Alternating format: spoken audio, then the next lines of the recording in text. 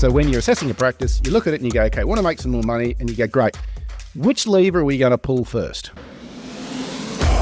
Welcome back to the Veterinary Business Accelerator, the podcast for vet practice owners who want more time, more profit, and a business that doesn't run their life. I'm Dr. Hubert Hemstra, veterinarian, former practice owner, and your host. And as always, guiding us through the business jungle is Dr. Sam Bowden, vet, author, and founder of the Accelerate Practice Academy.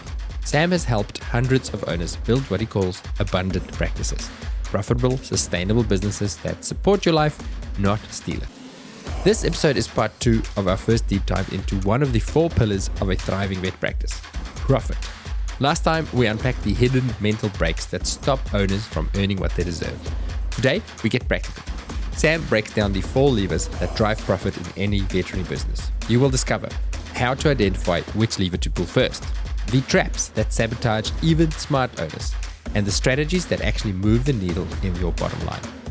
Okay, let's get to work. Lever number 1 is, do I need more clients? So if I've got people sitting around and I just don't have enough people walking through the door, that's a primary focus. Now, more clients might be, I need to do some more marketing to attract new clients into my business. And of course, then you go, well, what marketing? We'll talk about that later on other episodes.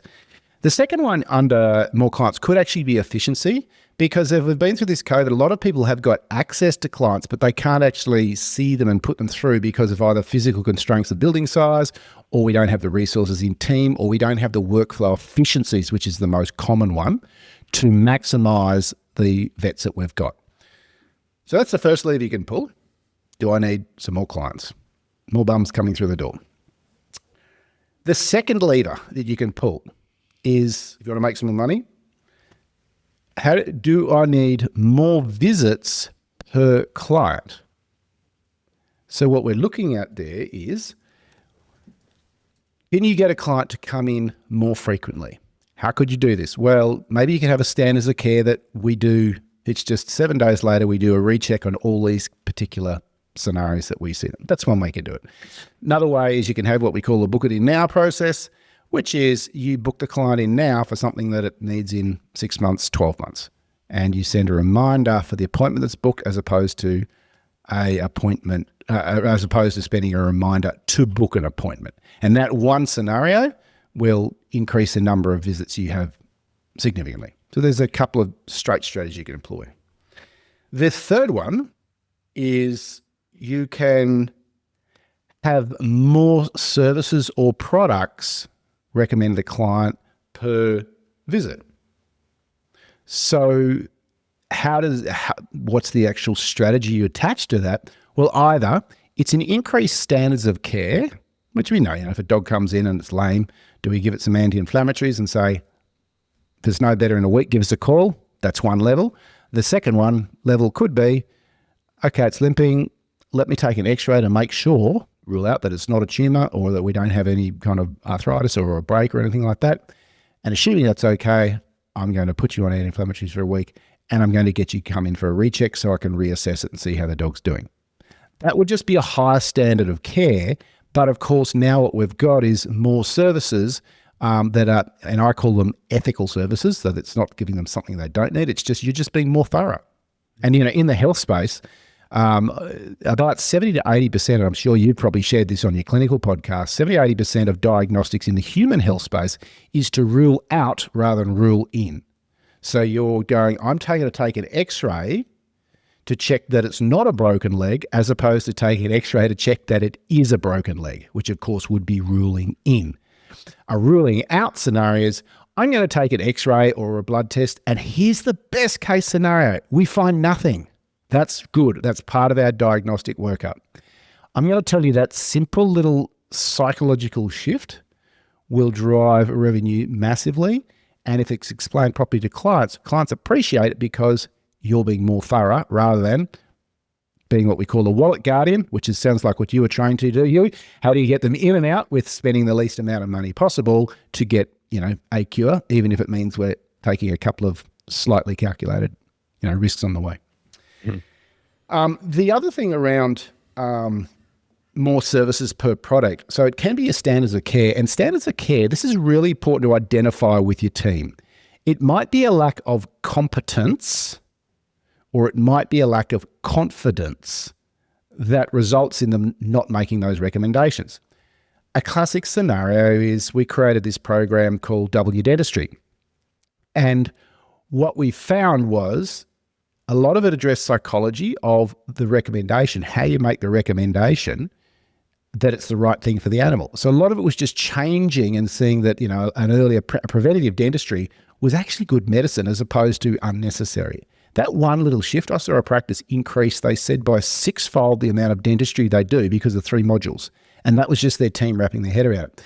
But the second thing is, and with dentals, there's people who love doing dentistries and those that are the very opposites in the spectrum of loving doing it. And what we've found is often it's because I don't really know what I'm doing. It's a bit of an arm wrestle every time they can blow out and take forever to do it. So what happened when they learned the process, the technical skills developed that they were better at it. As that competency increased, then their confidence in recommendation increased. So this is where you might, if your standards of care is not where you want it to be, you might want to go, is this a confidence issue or is this a competency issue? And you actually need to address both with your team. So we've got 3 levers so far: more clients, more visits per client, and the third one is more service or products per visit per client. And the fourth one is the easiest one, which everyone tends to pull, and maybe the wrong one to pull, is just you're having a high price per unit. So it means putting your prices up. And, it's a double-edged sword, that one, because if you're undercharging, and, we talk about a fair exchange of value. If you suddenly rip your prices up and the client doesn't see the value, they will start leaving. And I've absolutely seen that happen. People just get a little bit gung-ho and pull that thing too hard. Some businesses need to do that because they're just running at a place that it is just non-commercially viable. So some of them need to increase their prices significantly. There's a tool out there you can use. I have no affiliation with it, but I love the guy that rubs it. Bloke I know, Rob White. It's called BB Vet. I know it's available in the UK. It's available in Australia. It's available in New Zealand. And I believe it's going to be available in the US. And what it is it's being able to actually see, in your regional area. So whether you're in a city, whether you're, mixed practice regional, small animal regional, and you can kind of see what's, where you sit on an average.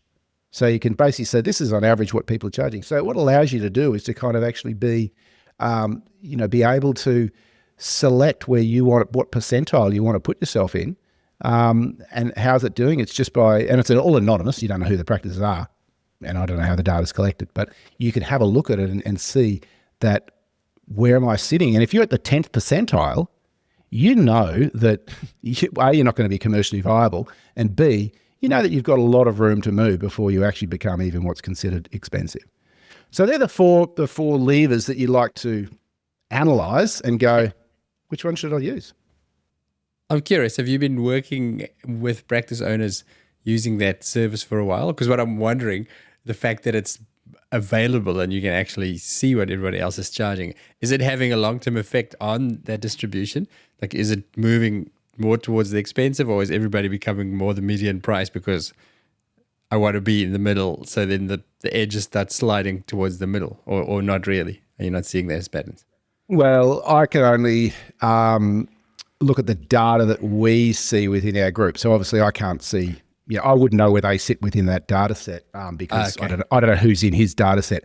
What I'm seeing in the practices that we work with, yes, we see a price increase. And what we're seeing is prices increase, and we're looking at all 4 of these areas. And our target, of course, is 25. In that 25% net profit is a really good practice. We've got them from everything up to, I think, 48% is the highest net profit regional practice that we've got, which is, breaking all the boundaries, but it's certainly doable.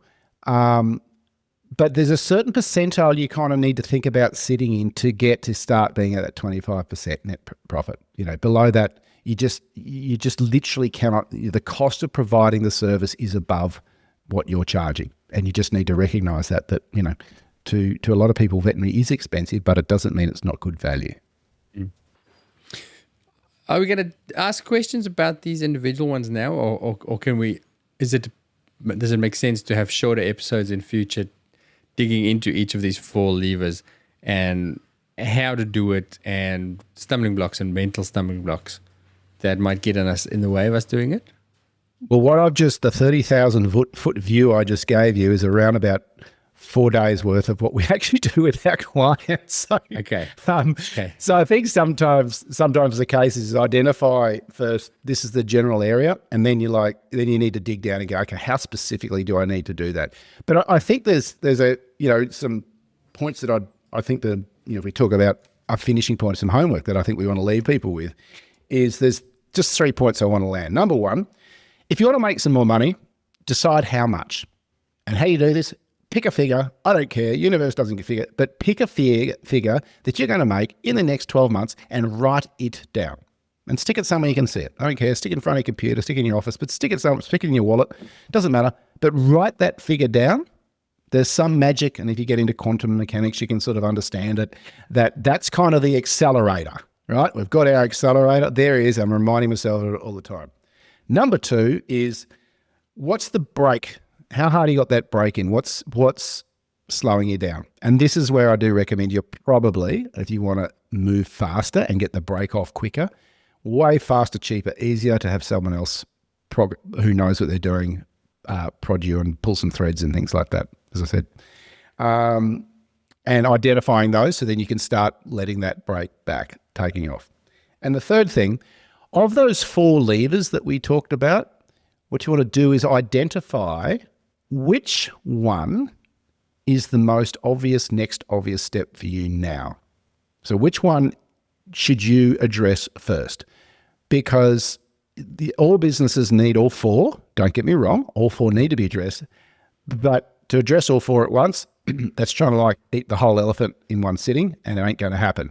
So my suggestion is pick which one resonates with you the most, and then go reach out to find out how to dig that down. And actually, if people are interested, we actually have a little process where we can take them through and help them identify which one of the one is they can go start with first. So if that's of interest to listeners, they can jump on and just organise to have a short chat with me, and we'll do strategy sessions, pull apart, and see which one of those 4s they should go after first. Okay, we'll put a link or some contact details in the show description. Sam, just a quick question with the pulling of the threads of what your breaks are.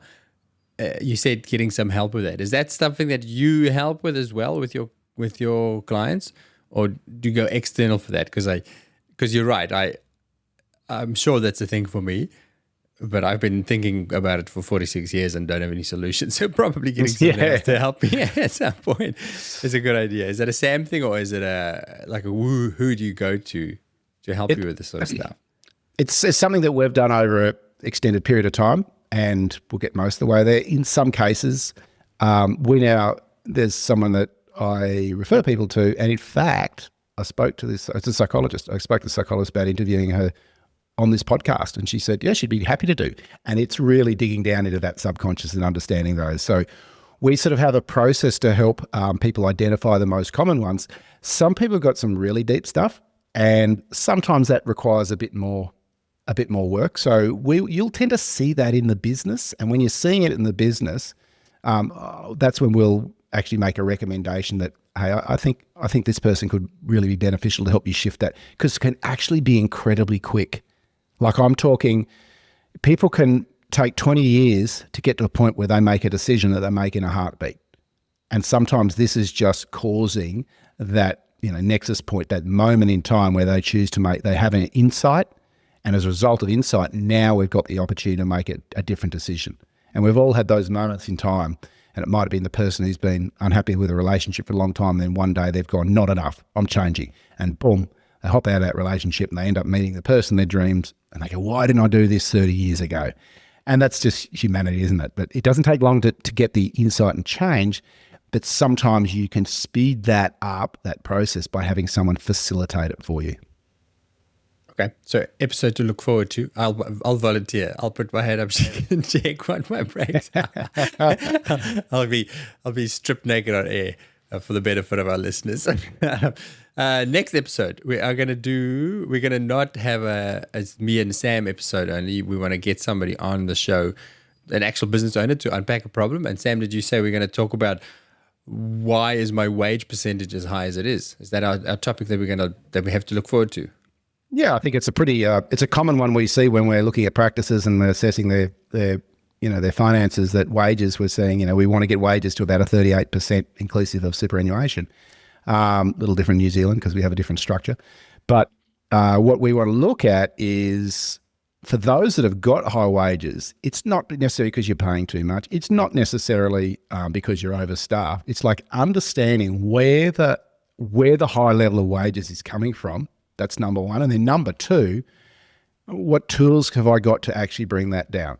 And so we're going to unpack that with somebody in a live coaching call because I think that's the way that can best help someone represent them who might be in that and going, oh, I've got high wages. And what's high wages? If you're 45% or higher, you got high wages. And I'm just seeing more and more of those in the industry. And you've got to get it under control, because if you have high wages, you simply cannot make profit. Fantastic. We'll see you all back here for that next time. Thanks for joining us.